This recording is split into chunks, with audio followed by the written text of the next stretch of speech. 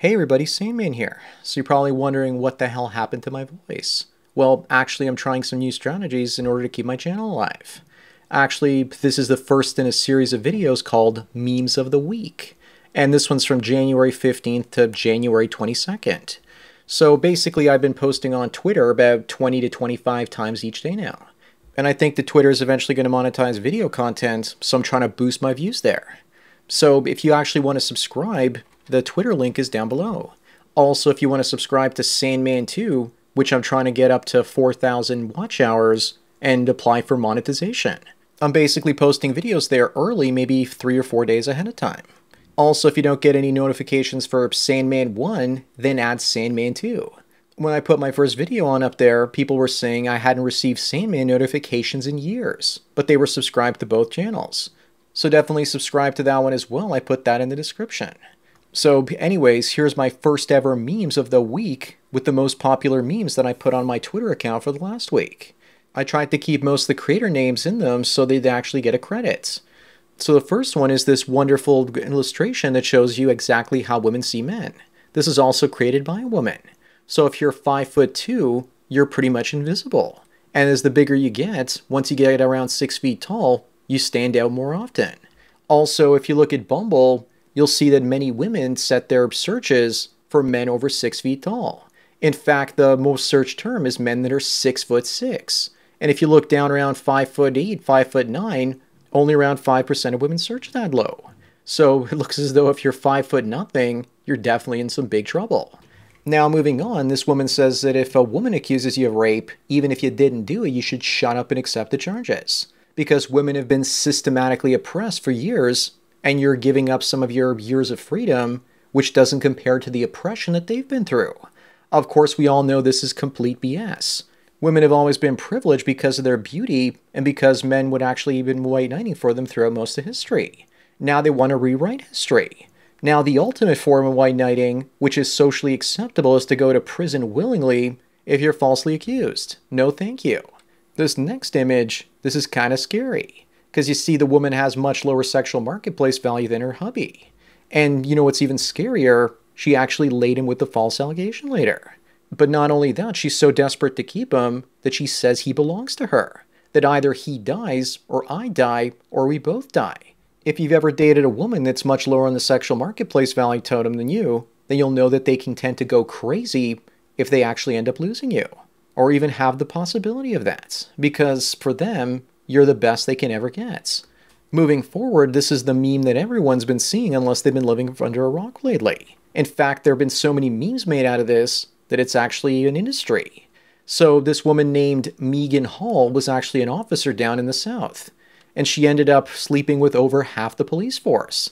And apparently, now she's been offered a role at a strip club. I bet she's going to end up doing OnlyFans at some point. Now here's something really interesting. If you've actually seen the Martin Luther King statue down in the States, this is actually what it's supposed to look like. From the angle it's supposed to be photographed from. And it's called the embrace. So it's MLK and his wife holding each other. But from the backside, it looks like something a lot juicier. And it looks as though Megan Hall has gotten her hands on it. There have been so many other memes. I'll just show you a few here so you can actually see what's going on out there. My favorite one, however, is this one, and it says I'm putting a team together. And this one actually includes Greta Thunberg, Megan Hall, as well as Carolyn Ellison from Alameda Research. I think the idea is to show women that would be considered incels, and the fact that they can still get action, and that the incel idea is a complete myth. Moving forward, if you had to choose between the two of them, I think you'd probably just want to sit there and not go either way. The next meme is a response to Western Traditionalist, and he shows you his picture of a sculpture made by a 23-year-old. And then, of course, in modern-day fashion, you have a 20-year-old woman actually showing her face off and her great accomplishment of putting some ice cream on her face. Wink, wink, nudge, nudge. Because we're currently in an attention-based economy, and that's what happens. Women just can't leave anything alone in these days. Moving forward, actually, there was a guy in China, and what he decided to do for Valentine's Day was to prank the theater. So he bought out every second seat in order to keep the couples apart.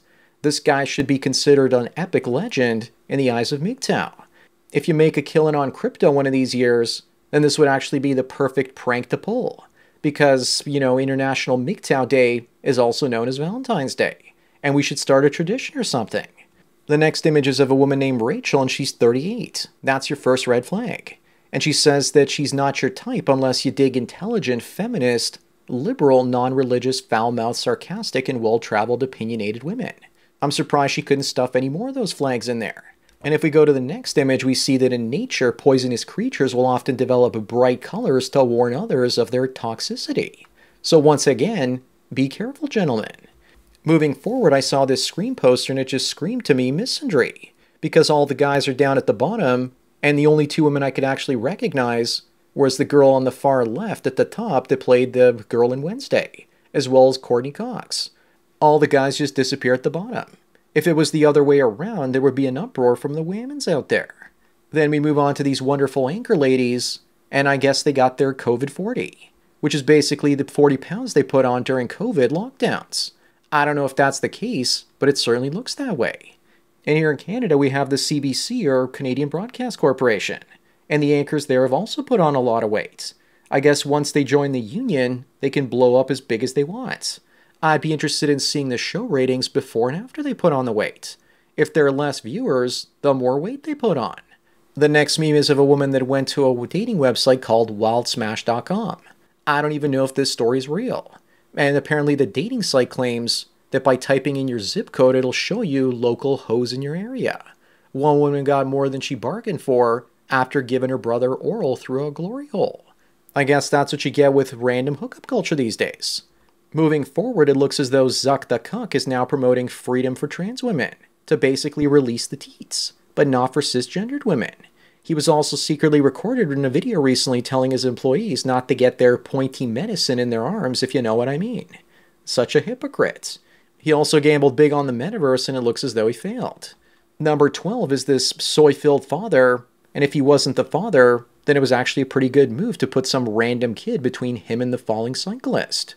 But if it's not his kid, then what the hell is he doing touching somebody else's child? Who does he think he is? Joe Biden, perhaps? If you ask him, he'll probably say that he's just pulling her away from the falling cyclist to save her from being injured. Meanwhile, he's the one that's trying to protect himself because he sort of looks like a male feminist that I saw at Slow Walk many years ago. Moving forward, it's Amaranth, and she basically made a survey about whether or not you would pick her or a PS5. And people said they'd pick the PS5. So she decided to do another survey of her over a gaming PC. Guys are getting the message and choosing entertainment over giving the most beautiful of women validation. I also did know that this woman is an OnlyFans model with millions of subscribers on Twitter. Terrence Popp just loves redheads, so this one is probably his kryptonite. Moving forward with number 14, we have Patrick Bateman, and he says, I heard girls like a man in touch with his feminine side. I already don't take accountability for my actions, so now what? So this is one of those things to basically show that women are full of narcissism. Calling women narcissistic without calling them that. It's absolutely brilliant.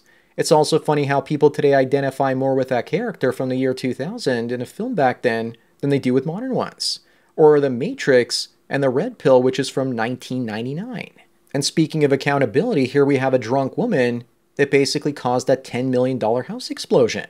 And she blames the bar for causing it because she left it drunk. The bar should have instantly recognized the red hair and knew there was enough to basically turn her away immediately. Moving forward, number 15, we have a crypto babe. And right now there's quite the debate if we're in a bull market and we're just starting one, or if we're actually in a bear market still. The network adoption rate for Bitcoin keeps going up and up. And I wouldn't worry because eventually the price will take care of itself. But when the price doesn't take care of itself, when the markets are down, then women get desperate and we start to see stuff like this. Moving forward, we actually have the Golden Globes and a man in a red tuxedo dress. The ratings will just keep on tanking the more stuff we see like this. And not necessarily because stuff like this, but because of the horrible quality of the entertainment that Hollywood is pumping out recently. It doesn't matter, the more woke they get, the less people will watch. And eventually with no ad revenue and no eyeballs paying for streaming services, they're just going to have to change their strategy. Onwards we go, and we have these wonderful memes of Andrew Tate. Now that he's in the slammer, it looks as though people are basically attacking him. And they keep making fun of him, even though he can't fight back. He was put in jail for 30 days, and he got an extra 30 days because they think he's a flight risk. Yet the Romanians still don't have anything on them. Number 18, we have a child dressed up in a Hooters outfit. I actually don't want to show you this because I don't want to get in trouble. And the child is dressed up in an outfit the same as the Hooters girls. Also, I'm not sure if it's a boy or a girl that's in that particular outfit. My money's on the boy. And this is the kind of stuff that they're promoting, basically trying to sexualize young children. Moving forward, another one is saying that only 1 in 4 men are happy. And of course, that would be the only man that gets to do what he wants in life. The rest of the guys have to put up with bad relationships. The next meme, which was also kind of popular, was that men who pay for OnlyFans, just look at yourself in the mirror and you'll see a pussy for free. I guess this is what you call a masturbateman. Moving forward, I thought this is absolutely hilarious. You have Cindy Crawford, who's hit the wall many times over, mortified after she's mistaken for Caitlyn Jenner. And the point here is that men and women, regardless of what they do with their appearance, tend to look the same when they get older. They really do. And my prediction is that trans women or even guys that are dressed in drag are going to end up looking better than women in the future. Then we have the Yoko versus the yokel, Meghan Markle. She basically turned Prince William against his own family. And he probably thinks it's the other way around. But the crazy thing is that he's now making millions, if not hundreds of millions of dollars with his book and their TV show together. So she's going to get exactly what she wanted. And she could probably exit the relationship at any time and have millions of dollars to her name. If he was still part of the royal family, then she probably couldn't touch any of that money. But this way she gets him to make a ton, and then she can separate from him and take it. The final meme of the week is Megan Hall with her husband. And he didn't like being a cuck, and if you look closely in his eyes, there's quite a bit of pain there. Anyways, if you want to follow me on Twitter, the link is in the description. And I'll basically be making one of these videos each and every single week. You can also get coaching calls with me for $45 an hour, or suggest topics through PayPal or Subscribestar. And also importantly, sign up for Sandman 2, which has a link down in the description. A couple people have also told me to stop posting so much on Twitter because they're worried that I'll end up like Andrew Tate.